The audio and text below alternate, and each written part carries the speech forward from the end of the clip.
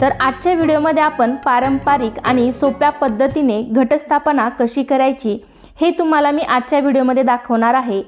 त्याचबरोबर घटस्थापनेबद्दल बरीच माहिती मी तुम्हाला आजच्या व्हिडिओमध्ये देणार आहे। घटस्थापनेच्या दिवशी म्हणजेच प्रतिपदेला सकाळी लवकर उठून स्नान करून स्वच्छ कपडे परिधान करावेत। घरातील रोजची देवपूजा करावी, नित्य कामे उरकून घ्यावीत, पूजेचे साहित्य सगळे जवळ घेऊन बसावे। पूजेला बसताना आपले तोंड पूर्वेकडे करून बसावे, दक्षिणेकडे तोंड करून बसू नये। पूजेला बसण्याआधी आपण आसन घ्यावं, त्या आसनावरती आणि सर्व पूजेच्या साहित्यावरती एका फुलाच्या किंवा दुर्वाच्या साहाय्याने स्वच्छ पाणी शिंपडून घ्यावे किंवा मग तुळशीपत्राच्या साहाय्याने पाणी शिंपडावे। त्यानंतर स्वतःच्या कपाळी गंध लावावा, हळदी कुंकू लावून घ्यावे। तर आज आपण कोणतेही संस्कृतमधील तंत्रमंत्र न म्हणता अगदी सोप्या पद्धतीने घटस्थापना करणार आहोत।